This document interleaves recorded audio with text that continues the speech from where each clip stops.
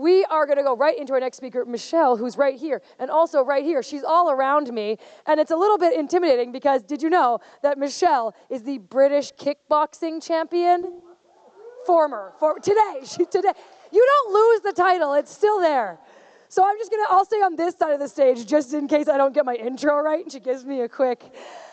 Michelle also has over 30 years experience in community and marketing, has worked as CMO at big tech firms, is a community consultant, so lots of experience to share with us here today. She also has some different articles and publications that she puts out, some tools she puts out, one of which brought me back to some high school anxiety, which is the periodic table of community strategy.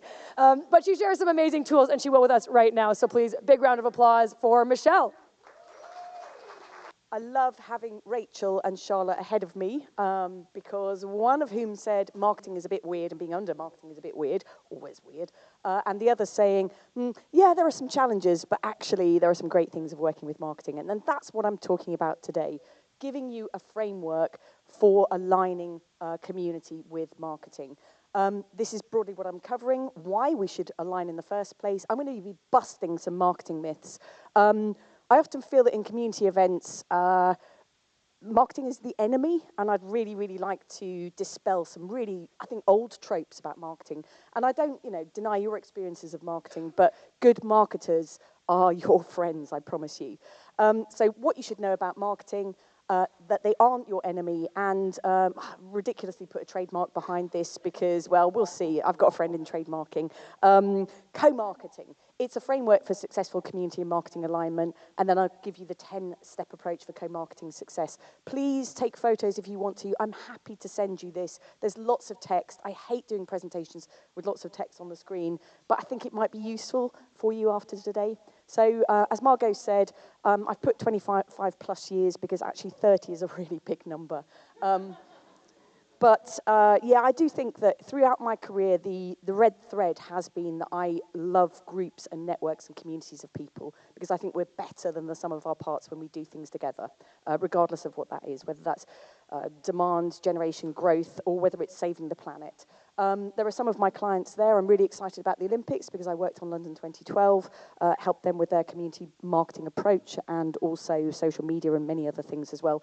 I'm around all day, so if you want to talk about any of these, then let me know. And if you want a copy of the periodic table of community strategy, then I can give you a high-res version of that as well.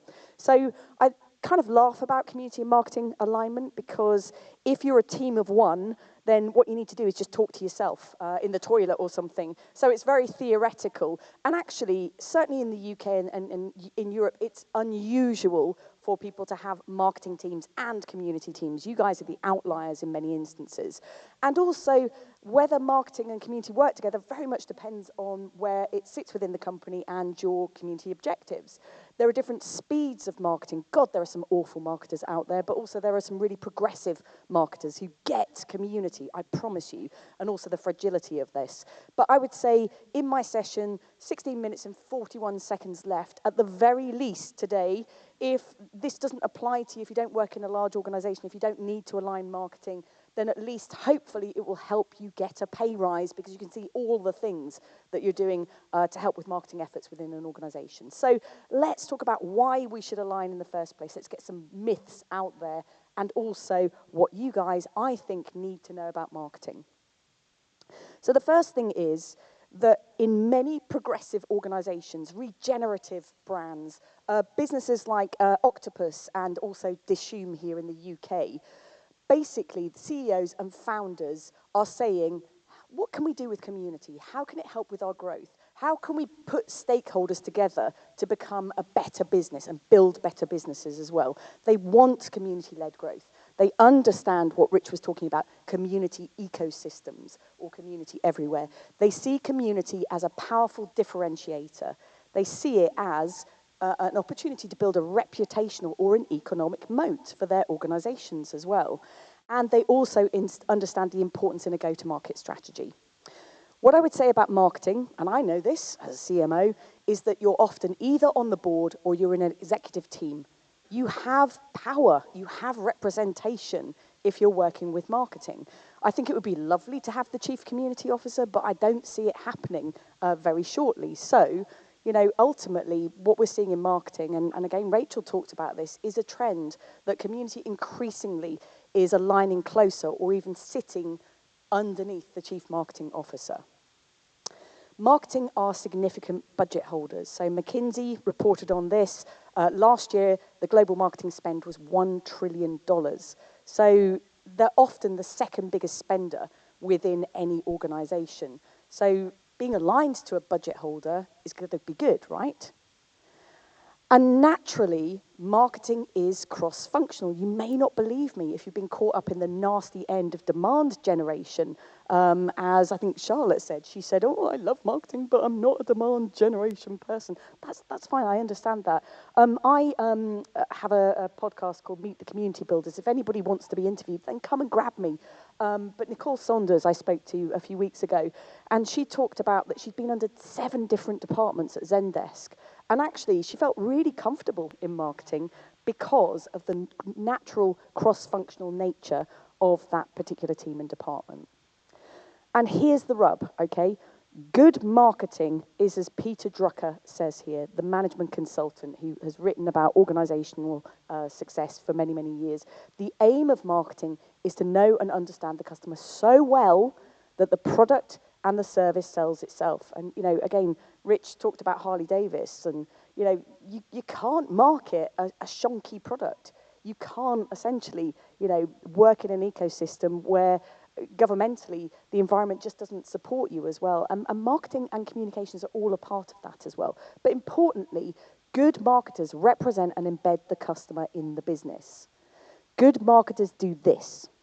They are management within the organization that are responsible for identifying, anticipating, and satisfying customer requirements profitably. If you're in a non-profit, it's doing it efficiently, effectively, and with impact. And that's simple. That is what marketing does. But importantly, good marketers are ethical marketers as well. They do things in a truthful way. They're data compliant. They're human rights compliant. There are a few organizations out there that aren't, but I tell you what, the marketers who work for them are trying to force them into better practices. They are thinking about regeneration, not just sustainability, but how their business can tread lightly and also help with regenerative elements of our world as well. And importantly here, they bring value not just to the customer, but to the business as well. Now, this is what I really need to tell you, is that we're talking about communities today, and the breadth of what we do in marketing as a discipline is huge. I know when I speak to community professionals that they do an awful lot, but this is a lovely model called M3, Modern Marketing Model, which talks about the elements of marketing. And then what I've got on the side, and I'll expand this in a little bit more detail, is just actually the disciplines and the channels and the tactics within marketing. And actually, I tried to find this when I was researching for this particular presentation, and there seems to be nothing out there that actually lists all of the things that marketers do. So I think we've got the basis of something. And what I would say, I work in a kind of collaboration and co-creation way. If you see stuff that's not on the marketing side of things and also the community side of things, then let me know and we'll build this model together. But essentially, marketers are responsible for the marketing strategy, for market and customer orientation, insight, not just customer insight, but market insight as well, and competitor insight, brand and value, segmentation and targeting, positioning of products and services within the market and markets as well, customer experience, sometimes that's separate, but certainly aligned, distribution, what do we mean by that? Well, that's where your brand, your product service will actually play. And in the digital world, distribution has become even more complex. It's not just about getting your smoothies into certain stores or retail outlets or at festivals. It's actually thinking about marketplaces and much, much more besides. Integrated marketing communications, and this is where I think a lot of tropes about marketing exist. People think that marketers are just about promotion and advertising. And that's one small element of marketing. It takes a lot of our budget, but not very much of our thinking, actually, interestingly. And then data and execution. So strategy, planning, analysis, and execution. I think it's a lovely model for you to go and have a look at. And the other thing that I want to say about marketers, the reason that the tenure of a CMO is not very long in most organizations is the sheer pressure on delivering results. And we have to do it fast, and we have to do it in a paid, earned, shared, and owned environment as well. So we have to show that our customers have a higher customer lifetime value. We have to help with recurring revenue, with customer retention, demand and lead gen, lower customer acquisition costs. We have to deliver marketing qualified leads, product qualified leads, community qualified leads, sales qualified leads, all while understanding about our competitors, our market, and our customers as well, this insight piece on the right-hand side. And what I would say is that McKinsey have done us some favors in the world of community, but also have really put this firmly in the sights of the CMO, because now business leaders are saying, well, how can we use community in our go-to-market strategy? Because apparently it gives us insight and data on steroids. It powers subscriptions and recurring revenue models and customer retention, demand and lead gen. It can mobilize, as Rich said earlier, advocates, affiliates, and partners. It can drive insights that help us build brilliant, meaningful, and relevant content, campaigns, events, and also supports very tactical things like search engine optimization as well. So here's your framework, and apologies that it doesn't look beautiful. The periodic table did look beautiful. I don't have the luxury of a kind of graphics design department, so if anybody wants to kind of partner up on this, then let me know. I will make it look much better. But co-marketing is this framework, I believe, for community and marketing aligning better. And it's very wordy, but ultimately, with any framework, you start with what you're trying to achieve. And on the left-hand side, here are the core goals of marketing.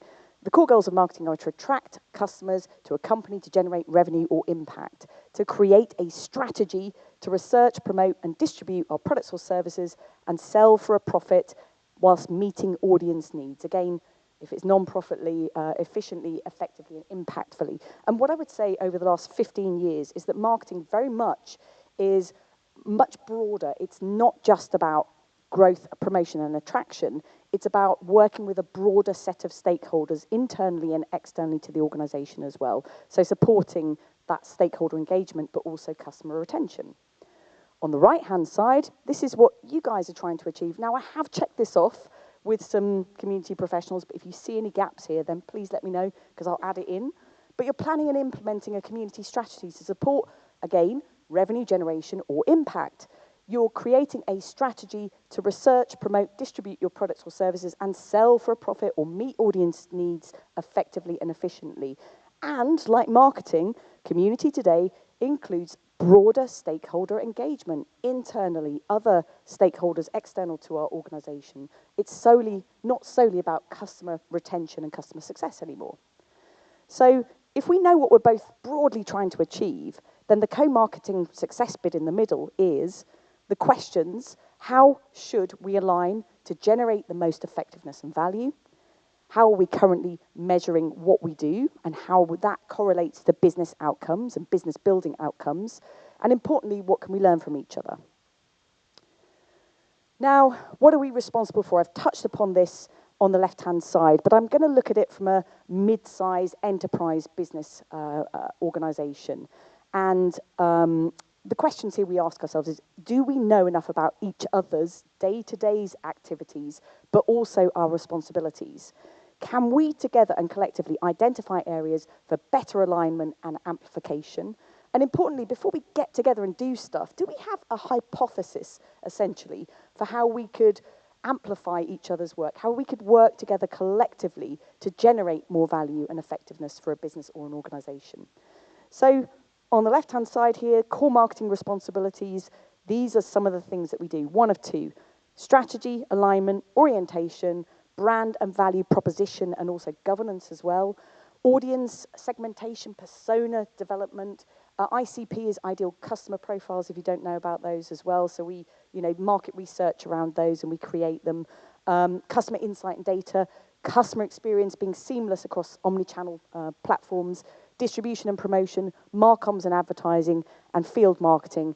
That's just one slide. Here comes the second. Digital marketing. And within there, we've got performance marketing, email, SEO, content, social media, omnichannel, multi-channel, apps, and there's more besides. Product marketing, channel and partner marketing. It's huge when you think about it. Retail marketing. What do we do with retailers? Point of sale. partners, Amazon, marketplaces, etc. Account-based marketing, influencer marketing, Rich talked about that. Marketing attribution, market research, vendor management around MarTech. We have a huge spend there. You can borrow it from us as well. And then at the bottom, we have advertising and PR, which my mum thinks is what marketing does, okay? Again, what do you guys do? And you know this. It's alignment, business alignment, data and insights, retention, growth, satisfaction, success, community member satisfaction, engagement, health, all of these indicators. Please take photos, but also you can have this presentation. Just connect up with me. Ops, management, moderation, inclusion programs, champions, advocates, super user programs, internal alignment, business systems integrations, evangelizing community, technology and vendor management. You do a lot already. You know, you don't need to do the marketing bit as well. You just need to align more effectively. So, this bit in the middle, and I'm not going to read this out. Please take a photo, let it settle. But ultimately, if we know what our day-to-day responsibilities are, if we know what the leadership teams expect of us as different teams and departments, if we want to break through those silos, then we need to align our strategy. We need to speak a common language. We need to align our reporting and our KPIs. We need to get sexy with each other's data.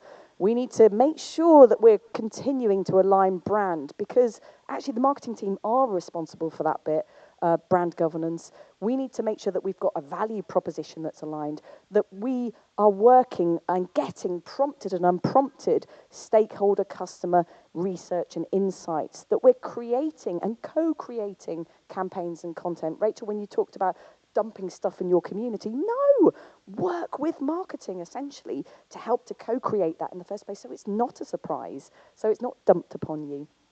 Look, there's more here. And I'm kind of recognizing that I've only got a few minutes left. I'm used to doing 3 days on this, or 7 hours, or like Rich, 45 minutes. I feel rather squashed and compressed, but let's keep going. So, yes, take a photo if you need to. I'll give you 10 seconds more, and then I'll give you how you can make this happen within your organization. Okay.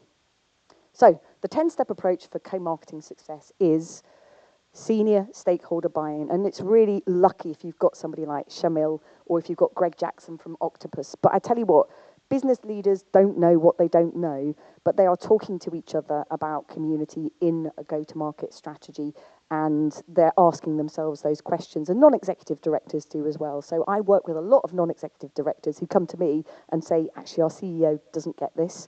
Can you do a kind of a show and tell them, you know, how community can help with growth and how it can help their organization as well. So senior stakeholder buy-in and also reporting to a senior stakeholder is really, really important. I think it was Charlotte that said you've got to speak a common language. Literally every discipline, every organization, every role has its own jargon and acronym that protects us, but bust through that and start to, you know, look at the commonalities, the crossovers, and embrace some uncomfortable conversations. It's okay that, you know, marketing shouldn't dive into your community. That's fine. But actually, what value can you start to share? Measurement is everything. I tell you what, if you kind of go to any board meeting or exec meeting, all they talk about are the numbers, okay? They'll talk about the nice stuff that's happening, you know, the PR, the comms, etc., but they will look at the numbers. And so importantly, that's not a lovely example, that's just there to kind of fill the slide up, but review what you're actually measuring, both sides, okay, and critique your data together. Agree your alignment areas. And this is really important. The secret of a good relationship is basically, look, what can you give me that I don't have, and what can I give you that you don't have? And these are just some examples. Marketing can give community teams full funnel content and campaigns. Technology, budget, a seat at the table, consistent customer engagement. Marketing get from community teams real world stuff, dynamics around customer and market intelligence as well, retention and upsell signals, all of these things here. Create a single reporting dashboard, okay? Again, I went to a B2B conference, and the CEOs and the CMOs were basically saying, we don't want multiple dashboards, we want a single one. Now, that might be something that you don't want to look at, but ultimately that's what leadership teams do. Create a knowledge share and work out loud culture. So work together. I'm horrified by a wholly, non-get-together, lunch and learn kind of environment and culture, but it can be done through internal communities and work groups as well. Challenge each other and fix things quickly. Optimize, optimize, optimize. Demonstrate that value to senior stakeholders. Tell it in the language that they understand, and the activity, the work that you've done, and things that are measurable to show business impact. And finally, celebrate your co-marketing wins together. So, if you can do that virtually, brilliantly, but there's nothing better than, huddling at a nice restaurant or, breaking bread together. So, that's the summary. I hope that you don't feel that marketing is the element. I'm here all day today. If you want to challenge me, if you want to ask questions, I'm really, really happy to stick around. And again, just come and connect up. And I hope that was helpful in some way.